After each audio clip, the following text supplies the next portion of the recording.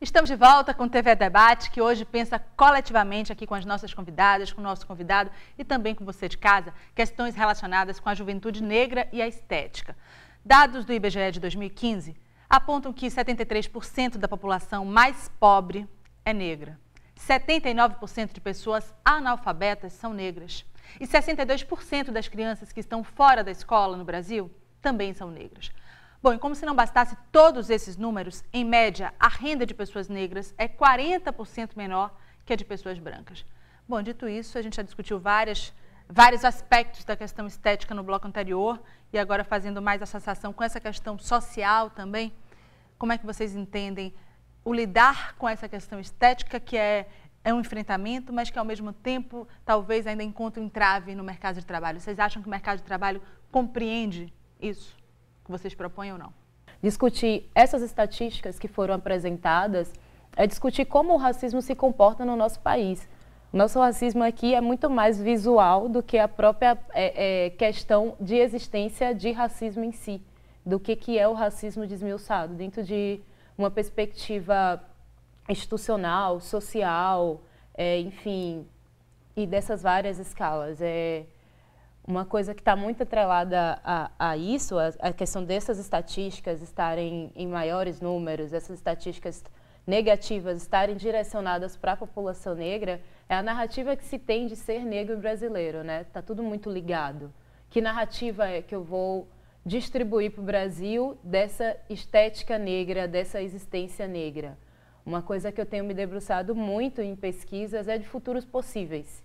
Como a gente pode pensar essas estatísticas existentes em futuros possíveis, sem pensar nessas estatísticas a partir do racismo, no caso, as novas estatísticas? Como pensar um futuro negro dentro do Brasil sem pensar nas estatísticas atuais? Ou pegar as estatísticas atuais que a gente tem e recolocar em outras estatísticas. Isso tem sido um exercício meu pessoal, por isso eu estou até ausente das coisas, porque é um campo tão grande, sabe, para se pensar como é que o racismo funciona de forma estruturada, que quando você senta para realmente pensar nisso, é um processo de, enfim, não só de tristeza, mas de, nossa, o que é isso, né? Tem saída, né? Onde encontrar essa saída? Porque desde que o Brasil é Brasil, que esses dados e que o negro ocupa esses lugares. Então, ainda que existam políticas, ainda que a gente tenha avanços, quando a gente pensa que hoje a gente tem a Secretaria de Políticas para a Mulher, a gente tem, né, isso falando localmente, a CEPROM, a Secretaria de Promoção da Igualdade Racial, mas como sair desses dados estatísticos em que o negro é apontado como suspeito, sem se ter prova, né? E a imagem é usada no sentido de protagonizar as páginas policiais? Como sair, então, disso, que é uma recorrência histórica, para garantir outros futuros possíveis, aproveitando esse gancho que Luma traz aqui? Políticas públicas é o suficiente, Lorena? Com certeza, né? Políticas públicas, ocupar espaços, né? Política de cotas. Quando entrei na faculdade em 2009, né, já com a política de cotas, eu pude perceber que ali eu não estava sozinha, né? Talvez se eu entrasse antes da política de cotas, eu estaria sozinha ali, né? Ou então seria a única da minha sala, da minha turma, né? Quantos negros são solitários nas universidades? É preciso falar disso, né? Preciso falar que o negro está sofrendo de depressão nas universidades, né? E sozinho é pior ainda, né? Samira, que está na UFBA, pode dizer melhor sobre isso, né? Quanto os negros sofrem dentro das universidades porque não tem aquele apoio, não está em rede, né? Normalmente não tem aquele apoio, não tem aquela representatividade no professor, né? Muitas vezes não precisa ser só negro, né? Ele precisa ser comprometido com as pautas negras, né? Porque tem de pessoas negras que ainda não são comprometidas com as pautas, né? E aquele aluno sofre sozinho, né? Por não ter aquele acolhimento, né? Mas hoje, com a política de cotas, né? Com a inserção do negro no mercado de trabalho, sendo agora representado na TV, né? A gente liga a televisão, hoje pode ver Vânia Dias apresentando TV Debate, né? Mas ainda é muito pouco, né? A gente está caminhando, mas ainda é muito pouco, precisa de muito mais, né? Precisamos falar em proporcionalidade também, Isso. não é? E aí, quando eu abro o bloco falando desses dados tristes, estatísticos, e que a gente não precisa nem do IBGE para comprovar e para perceber, porque as ruas estampam e figuram isso muito bem, vem a pergunta, isso tem forte ligação com o que a gente entende com o que é feio e o que é bonito. Uma criança, ainda que tenha pais negros, ainda que tenha bonecas negras, ela não vai conseguir fugir dessa leitura de mundo. Não é? E rapidamente ela entende qual é o lado bom, entre aspas, de se estar. E aí vem aquela relação muitas vezes, muitas crianças, agora que eu sou mãe, né, eu fico mais atenta também a essas temáticas, que é justamente como garantir que essas crianças leiam o mundo de outro jeito, porque essas coisas são subliminares mesmo, né? Você percebe que os lugares bons são ocupados por pessoas que não parecem com você ainda, né? Queria que a gente caminhasse um pouquinho o debate também nesse sentido. Foi construído para nós uma estética marginal, né? Uma estética que é completamente marginalizada e colocada para esse local do ruim. Eu lembro numa conversa em sala de aula, inclusive na UFBA, com uma professora que ela é escritora, poeta, Lívia Natália, ela me apresentou um livro, Tornar-se Negro, de Neuza Santos.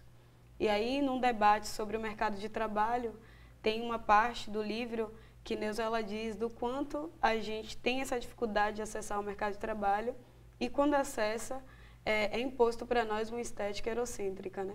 A gente tem que alisar os nossos cabelos, a gente tem que esconder os nossos traços, a gente tem que se colocar submisso ao que a branquitude nos coloca. E aí é algo que é muito complicado porque já é difícil acessar o mercado de trabalho, já automaticamente nos exclui, já nos coloca no local de não capaz. E quando a gente consegue acessar, a gente passa por um processo de enfrentamento interno que é diário, né?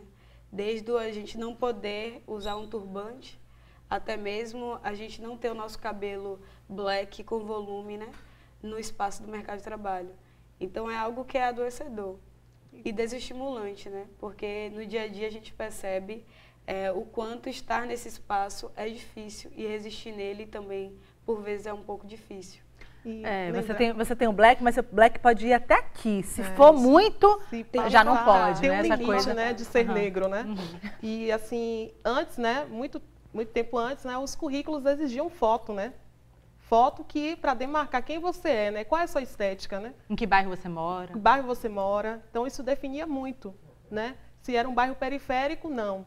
Essa pessoa não quero. Se era negro, pele escura, né? Não quero. Se é cabelo crespo, quanto mais negro é, né? Quanto mais a estética é negra, retinto, essa pessoa sofre racismo, né? Mais aprofundado, né? E quanto mais o cabelo é crespo, né? Foge desse limite, né? Que determinaram para nós. Aí é mais complicado ainda se conseguir um trabalho, né? E que trabalho, né? Essas pessoas negras estão, né? Porque os negros ainda ocupam, né? Os trabalhos, os ditos subempregos, né? É a empregada doméstica, é o segurança, é o porteiro. Não há problema nenhum em estar nessas profissões, né? Mas estar só nessas profissões que é o problema, né?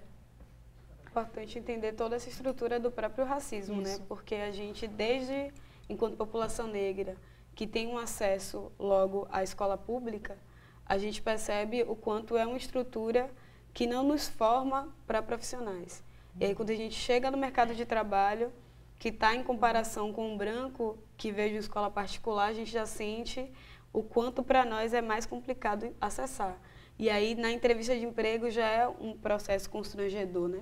Da gente dizer qual é o nosso currículo e ver que a gente não tem um terço do que aquela pessoa branca teve, né, pelos seus privilégios de acesso para o mercado. É porque é muito importante chamar a atenção que potencialidade não se nasce com ela apenas, né? Talento não é uma coisa que intrínseco, nasci, sou gênio, sou gênia.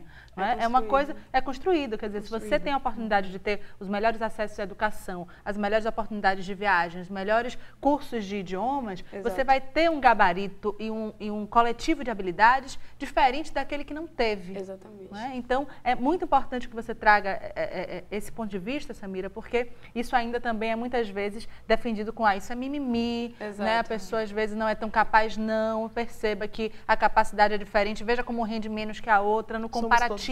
E a gente não pode comparar coisas que são diferentes, experiências que são tão distintas. E aí eu quero provocar a Alain com a Afrobafo, como é que vocês têm trabalhado e debatido a questão de gênero, porque quando a gente pensa na mulher negra, a gente sabe que na escala aí de desprivilégios ela ocupa, né, ela está abaixo do homem branco, da mulher branca, do homem negro, vem a mulher negra. E quando a gente pensa nas questões LGBT, a gente ainda tem aí um disparate maior.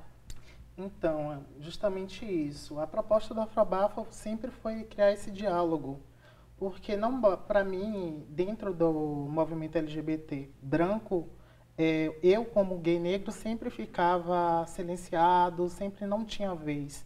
Então, sendo eu um gay negro e querendo criar uma proposta de intersecção, então eu não poderia cometer o mesmo erro que a branquitude cometeu comigo. Então, eu tinha que chamar as vozes para representar as demandas das mulheres lésbicas, das mulheres trans e travestis, das mulheres bis. Então, no coletivo Afrobafo, nós temos meninas que fazem com que essas narrativas da mulher negra, principalmente no movimento LGBT, tenham evidência tanto nos nossos trabalhos audiovisuais, quanto também nos nossos eventos.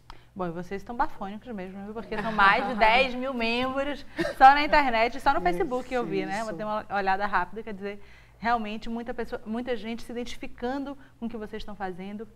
Bacana, eu queria contar aqui de uma experiência recente, pessoal, e aí já que a gente está falando de estéticas e de racismo, eu fui apontada como uma imagem de uma pessoa demoníaca em pleno trabalho de transmissão ao vivo da TV no Carnaval. Quer dizer, a gente está falando também de uma TV pública que privilegia e que na sua linha editorial prioriza pelo desfile dos blocos afros, pela estética do Carnaval Pipoca, que obviamente vai ter a cara e o colorido do que somos na Bahia, que somos, em grande maioria, negros. Então, se eu sou a imagem do demônio, onde que estaria a imagem do anjo, né? Então, assim, só fazendo o contraponto. E eu acho que esse foi só um relato recente em que eu sou apontada como pessoa, né? Assim, marcada lá num vídeo e tal. Mas, certamente, se a gente for perguntar aqui, todo mundo tem um relato para contar. Falasse um pouco sobre autoestima, o quanto ela é importante, como talvez seja a maior herança que um pai, que uma mãe pode deixar.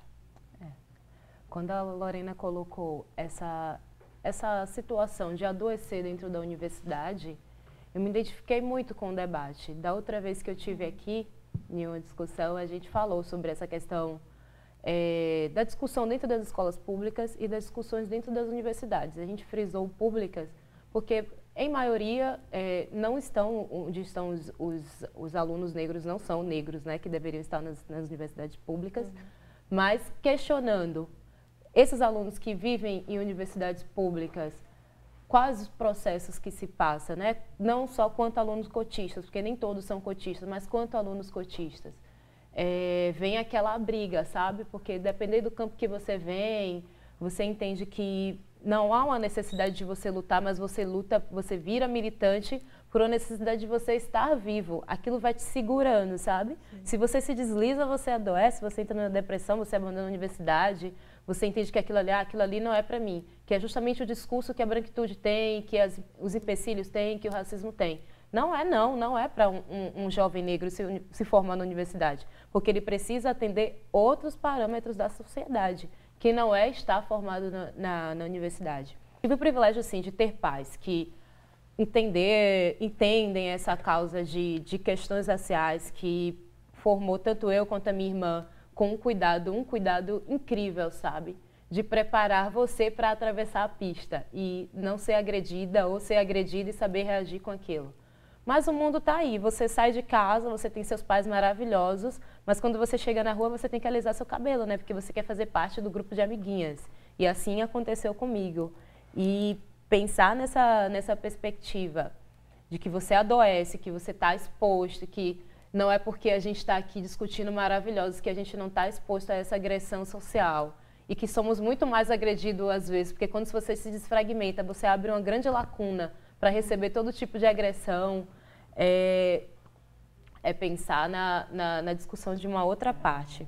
E aí foi bacana você trazer o seu testemunho, para quem não sabe, o seu pai é um dos diretores e fundadores do Bloco dos Negões, e que você vem dado seguimento a esse legado, né, assumindo aí a gestão do bloco. Sim. E também trazendo para o debate questões de gênero que são importantes, porque quando a gente pensa que o mais belo dos belos tem aí a eleição da sua deusa do ébano, os negões têm a eleição também do seu negão, lindo, né? O nego lindo. E aí, não só o nego lindo no sentido da sexualidade exacerbada do negro, mas colocando em evidência as possibilidades de sexualidade que estão aí postas no gênero. A questão da autoestima, eu acho que tem muito a ver com a questão da humanização mesmo do negro. Porque é um processo doloroso para nós negros tentarmos nos encaixar no padrão. Não só na questão estética, mas a saúde mental. Acho que é um ponto que a gente deve muito discutir, a saúde mental da população negra. É uma coisa que a gente tem que falar muito disso, porque realmente é um problema que essa geração, principalmente, tem sofrido bastante. Nunca é demais lembrar que o racismo mata. Bom, dito isso, a gente vai para um rápido intervalo, daqui a pouquinho a gente volta.